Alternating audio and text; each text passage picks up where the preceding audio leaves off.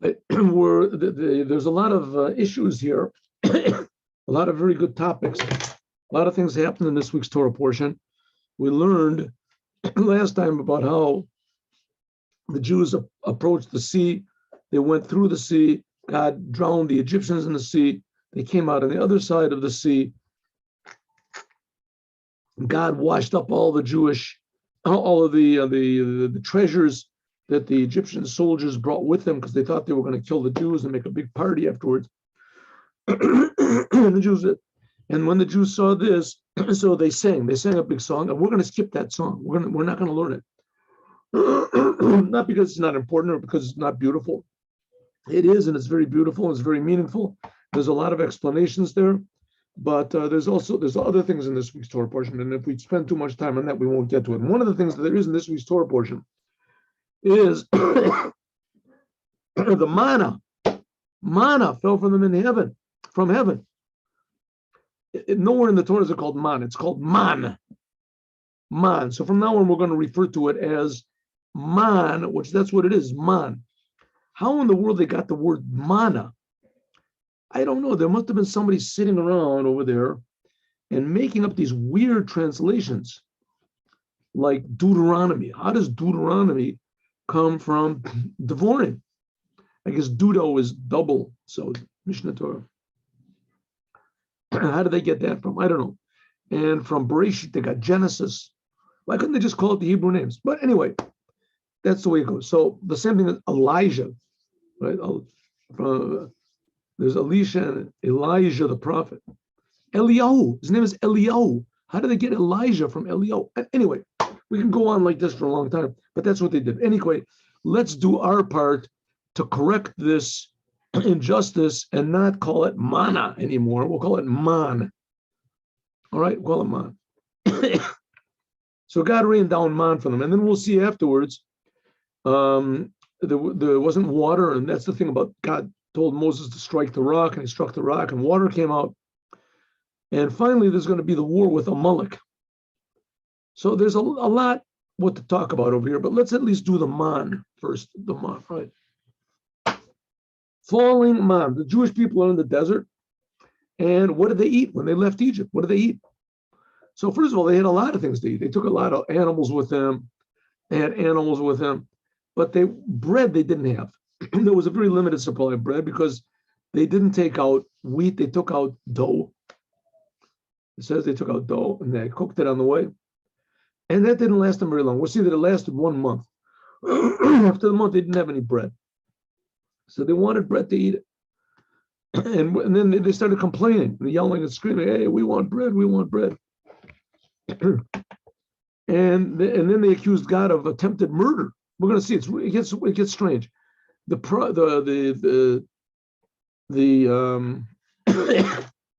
perpetrators of all this discord mainly it was Datan and Aviram. We see the same Datan and Aviram. They're the ones, eventually they're going to get killed together with Korach. But any chance there is to make trouble for Moses, they are there. They are right there.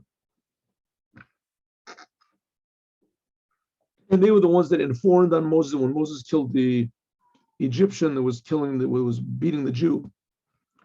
And they informed on him. Moses had to run away. So here we go. So the Jewish people, they left Egypt. They crossed over the sea. The Egyptians were all killed. They left tremendous riches.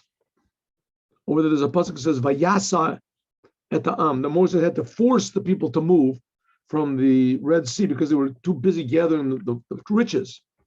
They had all sorts of riches, and they didn't need riches. The kid says that every Jew came out of Egypt with, 70 mules laden with riches that they took out from the Egyptians. Anyway, but so they wanted more riches, but that's okay. But they didn't want to go any further. They just want to stay there and get the riches. What they would needed the riches for, I have no idea. They had everything that they need. It was in desert. But the original plan was they were supposed to get the riches and immediately go into the land of Israel. So, okay. Let's just figure this out. Anyway, so the Jewish, they get out. And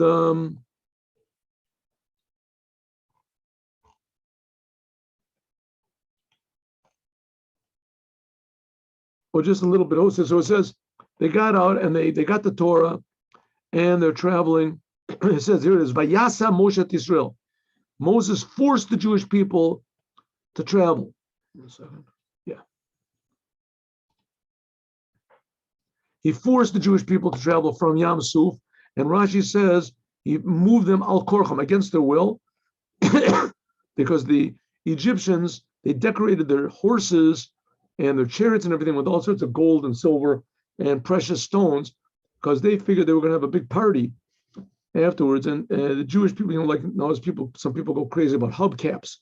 And they go, hey, well, it's not a new thing. The Egyptians also, they put hubcaps on their horses. They didn't put it on their wheels, the chariots, but anyway, they put it on their, maybe they did. In any case, it says there was more riches on the sea than they took out of Egypt. And therefore, the Jewish people, they wanted to gather up all this riches. They didn't want to leave it over there, and God had to move them. To learn a little bit of merit, I mean, to excuse the Jewish people, the fact is that all this riches was really, like it says in Chassidut, sparks of holiness. I don't know if that's what the really motivation, but at least we can say the sparks of holiness. So the Jewish people wanted to utilize that, and Moses realized that they had reached their quota of sparks of holiness. They didn't need more. Okay, so they went to Marata. They couldn't drink the water, and Mara, because it was bitter. It was bitter. And the people complained to Moses and said, what are we going to drink? There's no water. We're in the middle of the desert, and there's nothing to drink. Vayitzak el Hashem. So Moses cried out to God, Vayireu Hashem eitz, and God showed him a piece of wood. Vayashlech el hamayim, he threw the wood into the water, v'yimteku hamayim, and it sweetened the water.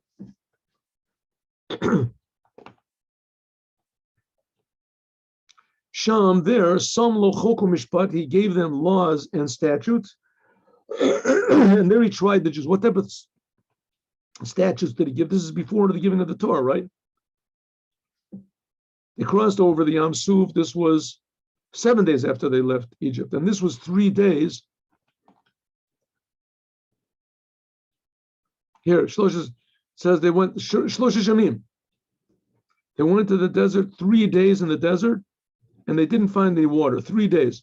So they're traveling for 3 days. Here, by the way, it says, this is where we learn from that we read the Torah in public at least once every 3 days. We don't let 3 days go by without reading the Torah. So since the time of Moses, the Jewish people have been reading the Torah. I mean, after they received it, they read it on Sunday, and then they read it again on Monday. I'm sorry. They read it on Saturday, on Shabbos. Then they read it again on Monday, and they read it again on Thursday. Then they read it again on Shabbos. So it ends up there's never 3 days that pass by without Torah. And this, by the way, also is a total disproof to those people that say that the Jews somehow lost the Torah. That's sort of what Islam is based on, that the Jews lost the Torah. The Jews have been reading the same exact Torah for 3,300 plus years, 3 times a week, at least. So, all right. So it says that they went for 3 days. So God showed them he showed Moses a stick, and he threw it into the water, and he gave him he gave them laws. What laws did he give them? It says he gave them the laws of Shabbat. He gave them the laws of the para aduma, of the red cow. Why? Because when they were going to go into start making sacrifices, they were going to have to purify themselves. This is gave them the red cow law. I don't know if you ever read the law of the red cow, but anyway, the red cow is it's a law that if a person touches a dead body or comes in contact with a dead body or is in a tent where there was a dead body, together with the dead body, or he walks over the, in any case, the pure person can never for the rest of his life go into the holy temple or make any sacrifices. Can't do it. Unless there's one way out, he has to take the ashes of the red cow, which was specially prepared. There's a whole tractate in the Gemara about this, and take the ashes and especially and it's sprinkled on him. on the 2 times, once on the third day, and the seventh day counts, and then he becomes pure again. So they have to find the laws of the red cow and laws of money cases, right? Damages. And then he tested them. How did he test them? Because they didn't talk to Moses nice. They said, listen, God took them out of Egypt. He gave them everything. All of a sudden, they didn't have a little bit of water, and they're complaining about water. We'll see. It gets worse. With the bread, it's much worse. God said, if you listen to me, and you do what's straight in God's eyes, and you do his commandments, and you do all of his statutes, all the bad things and the diseases that I put on Egypt, I won't put on you, because I am God, your healer. You won't get sick at all. There won't be any of them. Okay, here we go. Ready? This is where I would really wanted to start the class, but let's go. It was too interesting, the thing about the bitter water and Moses throwing the stick in. First of all, you see that the Jewish people, they need Moses. Without Moses, they wouldn't have had any water. They wouldn't have gotten out of Egypt, that's for sure. But here they go. Pray to God yourself. What do you have to need Moses for? So we see that they did need Moses, and that Moses' prayers are more genuine. He cares more about the Jewish people than they care about themselves. And so he is answered. By Yovo Elima, they came to a place in Elima, and there were 12 wells of water and 70 palm trees. They camped there on the water. What do we care? How many palm trees there were? Come on. There was 3 million people. What difference is 70 palm trees? So obviously we see there's some sort of secrets over here going on. And it says the 12 wells of water, this corresponds to 12 tribes. Each tribe got his own well. And there were 70 date trees corresponding to the 70 elders of the Jewish people. Okay. Vayisum Elim, they went from this place of Elim, where they just were with the water and the wells, and all the Jewish people came into the desert Sin, which is between Elim and Sinai. Sinai is the Mount Sinai. On the 15th day of the second month of the Jewish year is called Iyar. The first month is called Nisan. That's when the Jewish people got out of Egypt. The month after that is called Iyar.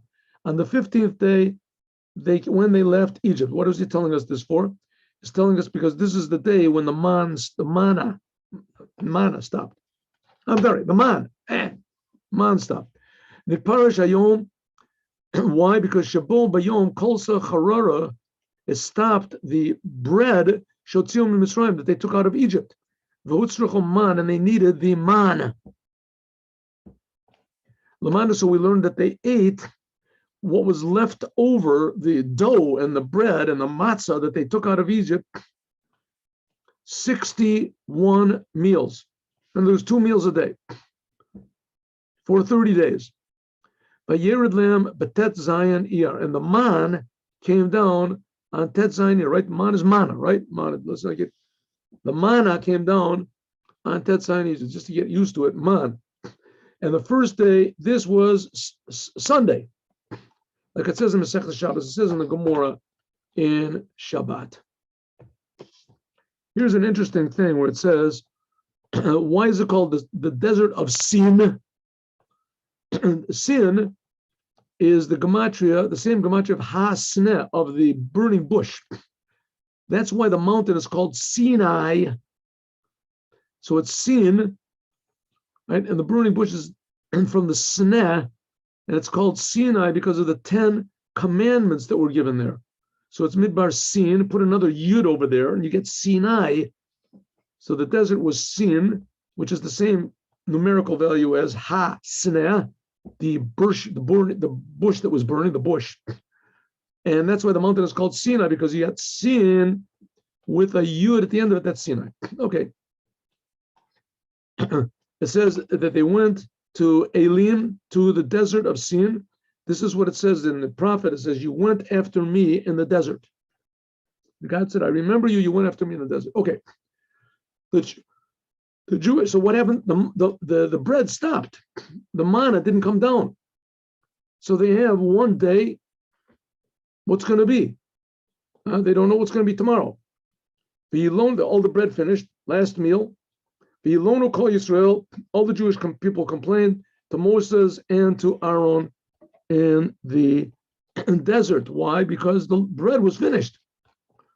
Vayomer alayim bnei Yisrael, and the Jewish people said, and we're going to see who these Jewish people are. First of all, it was Datana Aviram for sure, but we're going to see. And there's another opinion. Mi iten motenu biyad Hashem be'eretz Mitzrayim. Oh, if we had only died in Egypt. B'shivtenu al sira basar, because over there it was the flesh pot.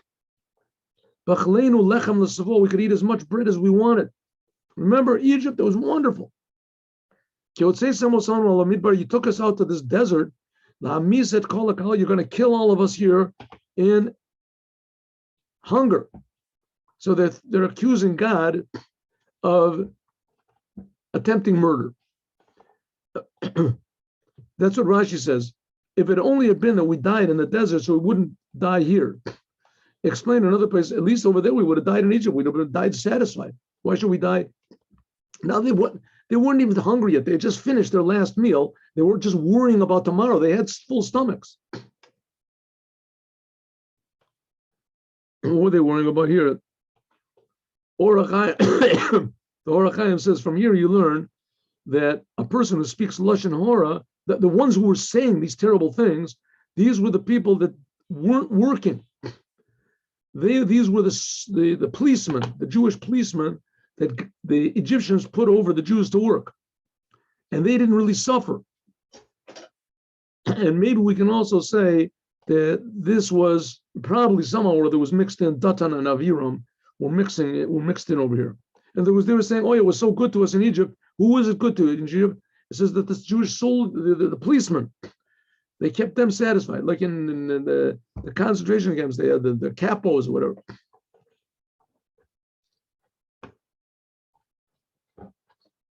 That's what the Sifrono says. If God wanted to kill us, so at least he could kill us with a full stomach. Back then in Egypt. They said it before, there's no graves in Egypt. God said to Moses, behold, I am going to rain down from them bread from the heaven.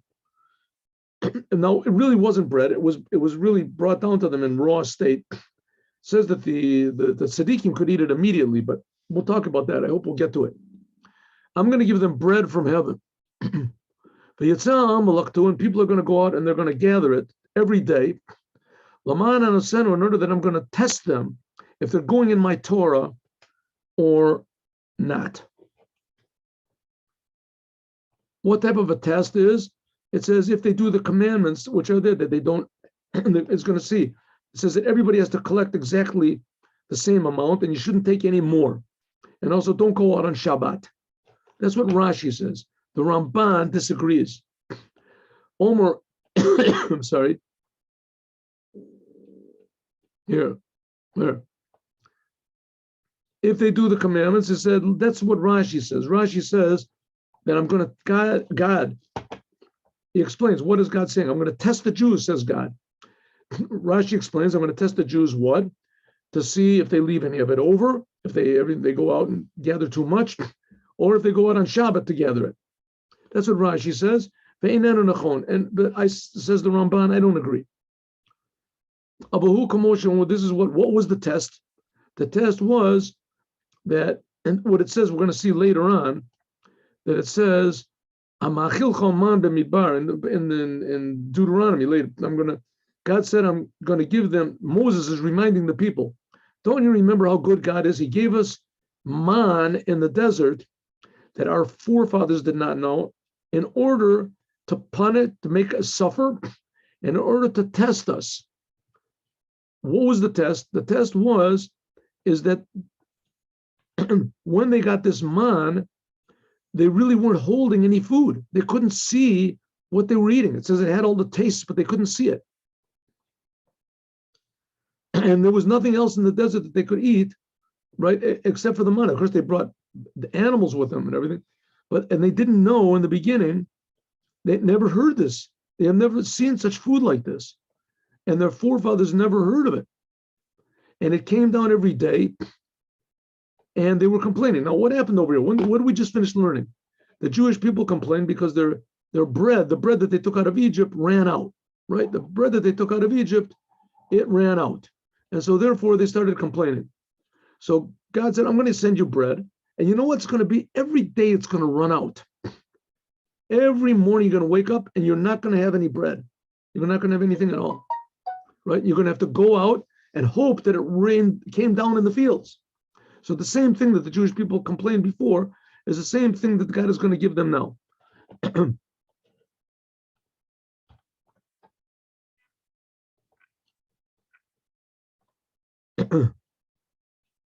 Oh, Bal HaTurim, 1 second.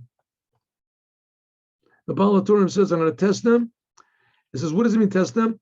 There's a saying that says in the Midrash, Lo nitna Torah ela lo man. Only people that ate the man were able to receive the Torah. And the man had certain purifying effect on the Jews so that they would have more trust in God. And that's the essence of what the Torah is. Okay, and God says, and it will be that on Friday, you'll prepare everything and you'll bring it, and it'll be double portion on Friday, and you'll gather it up every single day after that. You're going to gather up the manna. On Friday, it's going to be double. That's what it is. Okay. Says the Safrano, even after they prepare it and they boil it or whatever they do, nothing is going to get lost. It'll still be the double portion. Nothing will go away when they boil it. And that's what they say. They should prepare them. You should prepare it. What does it mean prepare it? It's going to have a really different taste on Shabbat. So get ready. Therefore, you should be quick and finish it all before Shabbat begins. You have to finish it before it's forbidden to cook on Shabbat. Moses and Aaron said to all the Jewish people, okay, in the nighttime, you're going to know that God is the one that took you out of Egypt. Why? In the air, you're going to know. We're going to see why. And in the morning, you're going to see the glory of God because he heard your complaints. Kavod Hashem, heard your complaints on God. And who are we that you're complaining to us? Anachnu ma. Who are we? Rashi says, the Ramban. Ramban says, he brings the explanation what the Ibn Ezra says, and he says, Anachnu ma, he says, and we, what can we do? Right? Well, all we did is what we were commanded. Ramban said, I want to add a little bit onto that. I don't agree with this. He said, rather, what he was trying to say is like this. Who are we that you're complaining to us? We took you out of Egypt. Everything that we did was like nothing. Iron. We're zero. And everything we did is like empty wind. You want to complain to something, complain to God. God was the one that took you out of Egypt, not we. In the Mechilta, it says, what are we worth that you are standing and complaining on us? We're nothing. We're absolutely nothing. In other words, everything we did was only what God told us to do, and we have no will of our own. We're just messengers, It's like the postman brings you a foreclosure or something, you beat up the postman. The postman is just doing his job. He doesn't know what's in the envelope. Same thing, Moses. We're just messengers.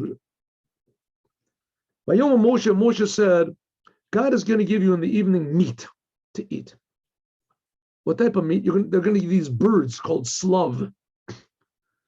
And bread is going to be in the morning that you're going to be satisfied because God has heard your complaints that you're complaining on him. And who are we? Not on us should you be complaining, but to God. Moses said to Aaron, tell all the Jewish people, get close to God because God heard your complaint. What does it mean get close to God? Remember, there was a cloud of God that proceeded in the daytime to show them where to go. So it says, go close to this cloud. Get close to the front of the cloud that's in the direction of the desert. They weren't there yet. Moshe, Aaron, when Aaron spoke to all the people, and they pointed toward the desert, which was where the cloud was, and the glory of God appeared in this cloud. And God spoke to Moses, and he said, I heard the complaints of the Jewish people. Speak to them and say, Bein Arbayim, just before evening, Tochlu Basar, I'm going to give you meat. Ubaboker, in the morning, Tizbu Lechem, I'll give you bread that will satisfy you. And you're going to know that I am God. And what does it mean? In the evening, they're not going to have any time to prepare it. So therefore, it says, I'm going to give you meat. You won't have time to prepare. In the morning, I'm going to give you early in the morning. You'll have time to prepare it. You're going to enjoy it. And it was so it was. In the evening, Vatala Slav. All of a sudden, there came up this Slav. What are Slav? They translated quails or something. Rashi says it's a type of bird. And it's very, very fat. The Tachaset Machane, and it covered the whole entire camp. You want meat? You got meat.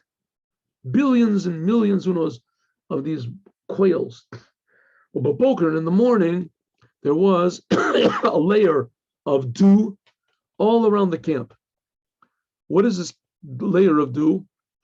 It says there was dew that was on top of the man.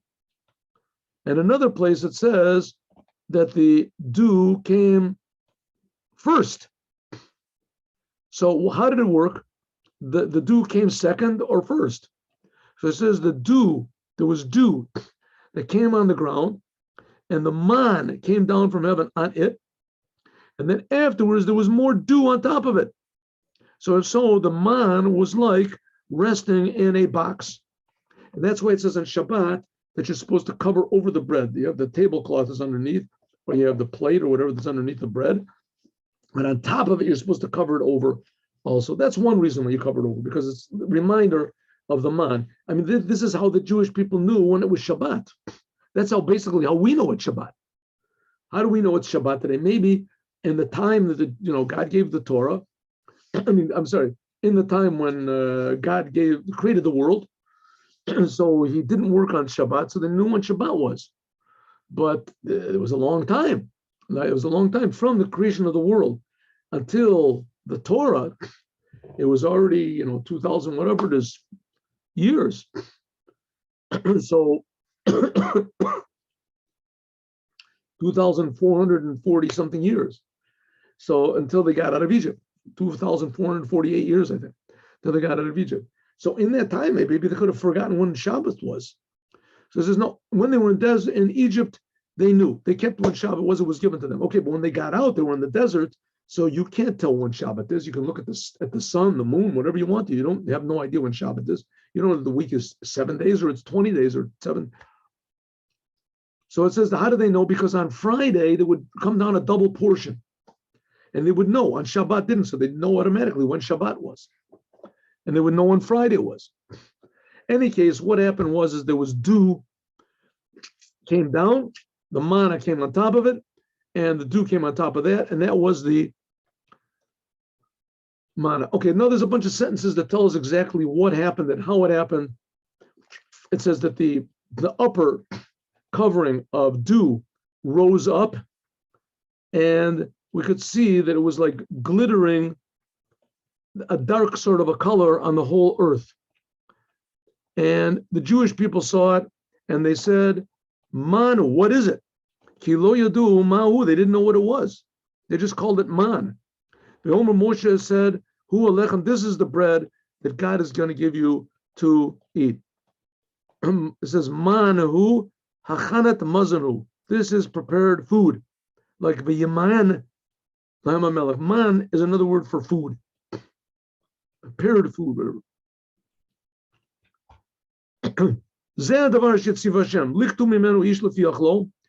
Everybody should gather one omer legogolas. In the end of this whole business, they're going to translate. I hope we'll get to it. Another 20 sentences exactly how big this is, but it's the size of what we take nowadays challah from, which is like 43 eggs, something like that. 43 eggs. which 43 eggs is something like 2 loaves of bread, about that big.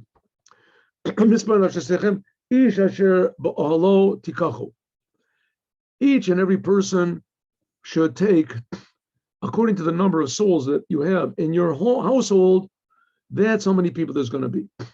So let's say the person, if there's a person in the, let's say there's a father, so he goes out and he gathers for 10 people in his family. He has 9 children and his wife, so he gathers enough for that many, but don't gather any more. That's the amount. It's actually a pretty big amount when it comes about an omer. It's about like the size of 2 loaves of bread, so that's pretty good for each and every person. Vayasu ken Yisrael, the Jewish people did so, and they gathered, and the one who took a lot, and they gathered it up. What does it mean? Some people took a lot, some people took a little bit. When they came to their houses and measured it, they found that it was exactly the same amount. The one who took a lot, that's what it says.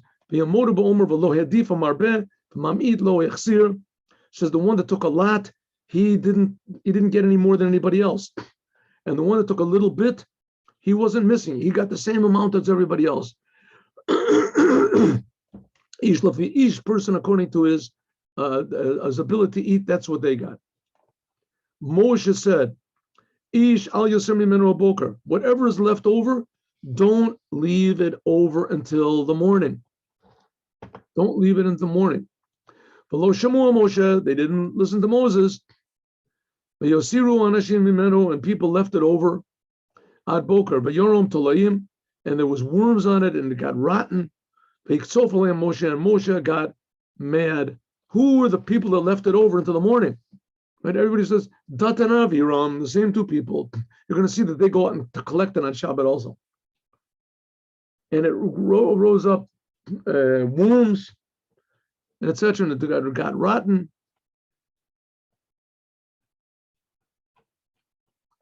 But the Jews gathered it every single morning. We didn't talk about the slav yet, the birds. That's going to be another story. They gathered it up every morning, according to the sun, whatever was left, the sun shined on it, and it melted. Whatever was left in the field, says Rashi, it melted, and it became rivers.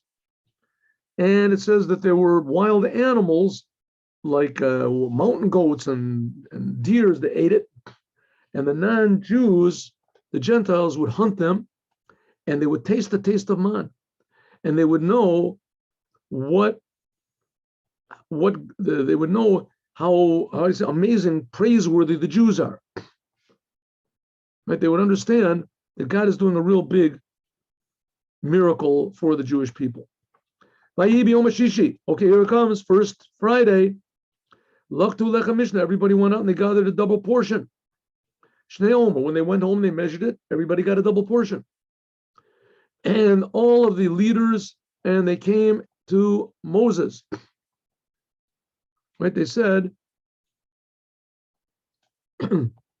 okay, from here it says we learn that Moses did not tell them the thing about Shabbat that was commanded to them, Yoshishi Echinu, until they asked this. When they asked this, then everybody said, hey, we went home, we got a double portion. Everybody has a double portion. And this is when Moses told them that that's what the law is going to be. Everybody on double. So you can gather so if everybody, even if they didn't gather a double portion, they still got a double portion. Doesn't make any difference. But you had to go out and gather it up. And Moses said to the elders, this is what God said. Shabbaton, Shabbat Kodesh. This is the holy day to God. Machar, tomorrow. This is on Friday they came. Whatever you bake, bake. Whatever you boil, boil. Whatever is left over, you can leave it over until the morning. In other words, eat it in the nighttime and in the morning. In the morning, in the Shabbat in the morning, bread is not going to fall. Usually it did fall down. No, it's not going to. So in other words, they would go out on Friday, they would gather it up, there would be enough for Friday in the morning, Friday in the evening, which is already Shabbat, and then there would be enough for also for all of Friday and for all of Shabbat also. Motzi Shabbat.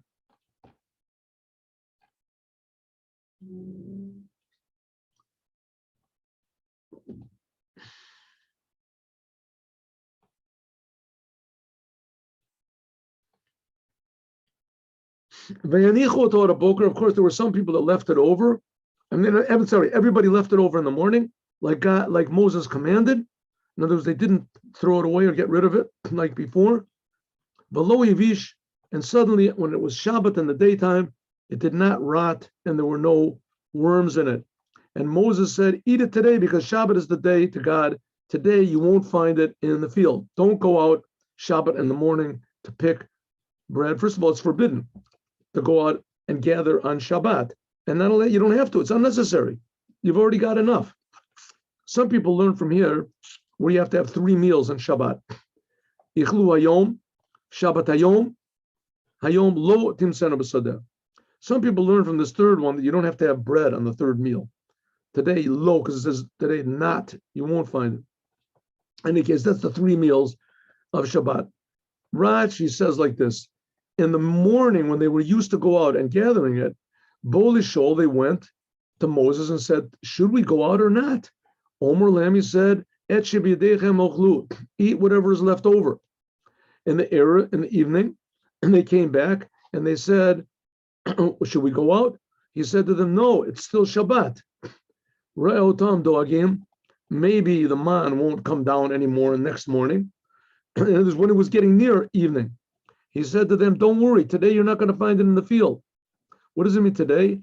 It means today you won't find it in the field, but tomorrow morning, Sunday morning, you will find it in the field.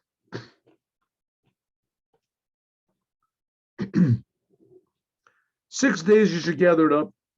On the 7th day, it's Shabbat to God, is going to be a Shabbat to God. Shabbat is, and the man won't be found on that day. It's just coming to tell you why. We already knew that already. Why? It's coming to tell you that Yom Kippur and the holidays also, man did not fall on those days either. Not only on Shabbat did it not fall, but it did not fall also on Yom Kippur and all of the other holidays it did not fall. But Yom Shvi, and sure enough, here came, Shabbat came. Moses said, don't gather it.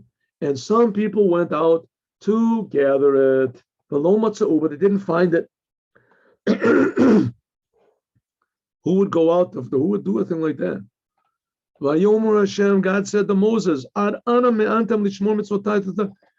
how long is it going to be that you don't listen to my commandments? I told you not to go out on Shabbat.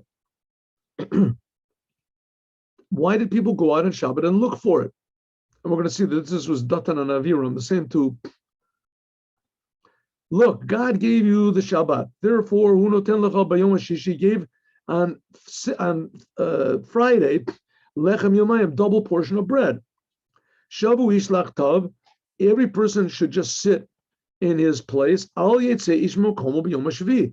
No one should go out from his place on Shabbat, on Yom Shvi, on the Shabbat. What does it mean? From here, the rabbis say that every person has 4 amas that he can move on. An amma is like, what is it? An amma is like 6.5 feet. Sorry, 1 second. An amma is 1.5 feet. 4 amas is 6.5 feet. That's dalet amas. So every person has 4.5 feet all around him.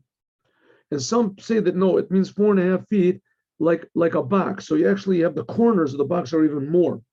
In any case, everyone has only a certain area around him that he's allowed to move. Let's say if you go too far out from the city, if you go too far, like into a field, so you only have that measure around you. You have 3 for your body and 2 spreading out your arms and your feet. That's how you measure the 4 amas that everybody has. So it says like this: a person, there's a law which is called Eruvim, and Eruv Techumim. A person is not allowed to walk outside of the city where he is on Shabbat It's forbidden. It says 2,000 amos of Techum Shabbat. This is from the Torah. It's forbidden to go. Al Yetze Ish Makomo. A person is not allowed to go more than 2,000 amos, which what do we say an amos? 1.5 feet. So it means like 3,000 feet from the outer boundary of your city. The laws are complicated, but that's basically what it is. And if you do happen to go further than that, and you're in a field somewhere, so all you have is just like 6 feet all around you in each direction, you have to walk.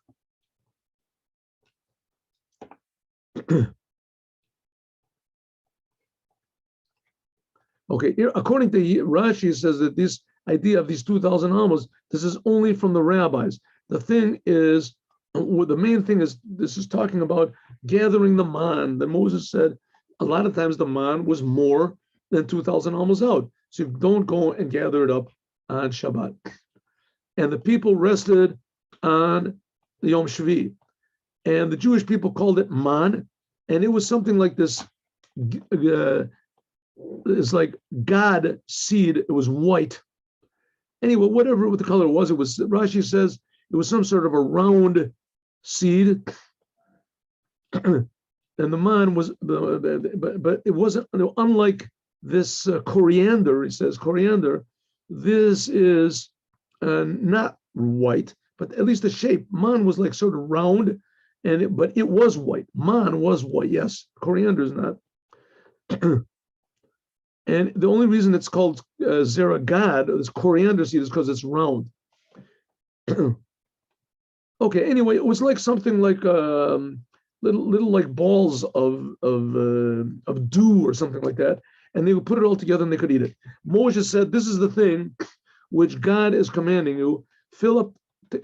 I say, God said, "This is the thing which God has commanded. Let us fill one vessel of Omer of man for remembrance that this is the bread that the Jewish people ate in the desert when we took them out of Egypt." This, it says that in the future, whenever the Jewish people would complain, this is in the days of Yirmiyahu, when the people were complaining, so he would take out this bottle of man, he would say, "See, God will provide for you. God cares about you, he loves you, and he'll provide for you to stop complaining." Of course, it didn't work. The first temple was destroyed. Moses said to Aaron, "Take this vessel, one, and put inside of it full of a omer man, and put it in front of God, and it was in the holy temple for a mishmer." What does it mean? In front of the ark in the holy temple, in the ark, and right, put in an ark. And like God, and that's what they did, like God commanded Moshe, they put it in the ark. But the Jewish people ate the man for 40 years until they came into the land of Israel. The man they ate until they came into the edge of the land of Canaan. So this is pretty interesting. As the man weighed 20 ephah, it was. And then after this, we're talking about the Moses striking the rock, but we won't have time to do this. Well, God willing, we'll do this tomorrow. But let's just do this very quickly here. We have, they ate it 40 years. What does it mean they ate it 40 years? The whole time they were in the desert. When did the man stop? So it says like this. Rashi says, well, if you make a computation, you'll see that it didn't exactly come down for 40 years.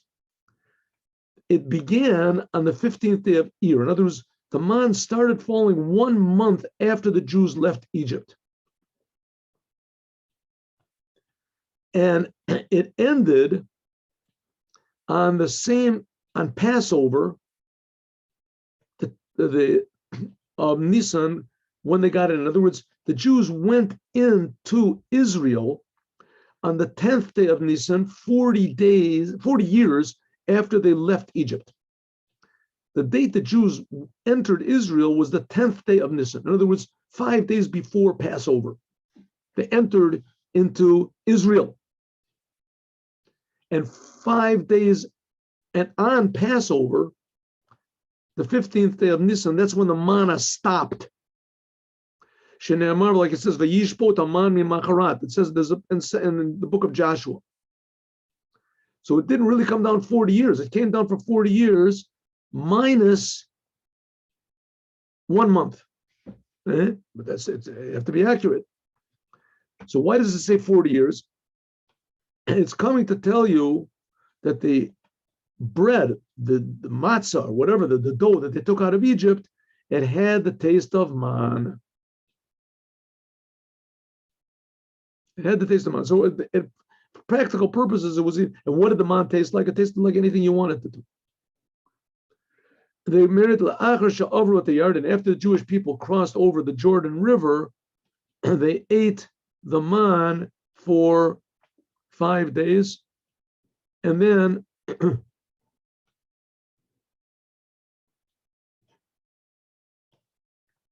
so 1 second. Here it says that the the man stopped 5 days after they went into the land of Israel, and then the sentence says no, it stopped before they went into the land of Israel, before they crossed over the Jordan River. The man stopped 40 years after it started. So the sentence that says Nimsu Machishim, it seems that the Torah contradicts itself. It says, when did exactly it stop? So it says, it's not contradicting itself. Before they went over the sea, when Moses died on the 7th day of Adar, the man stopped. But there was still a great amount of it that was left, that they gathered on the day that Moses died. Whatever they gathered lasted for a month and 10 days. And so until they brought the Omer on the 16th day of Nisan. So it comes out the Yochel Ma'avura Oretz Mimachrot Pesach. So it ended up that they ate the man until 5 days after they entered into the land of Israel. But the man stopped falling down over a month before they entered Israel. A little bit before a month. 3 days before a month. Anyway, a month before they came into Israel, the man stopped falling, but there was still a lot left. It didn't evaporate in the morning on that last day. It lasted for a month, and that's how it explains the man. And tomorrow we're going to learn about the Moses striking the rock, the Jewish people complaining. Have a good day with Mashiach now. Thank you very much for listening, and we'll see you all tomorrow, 8:15.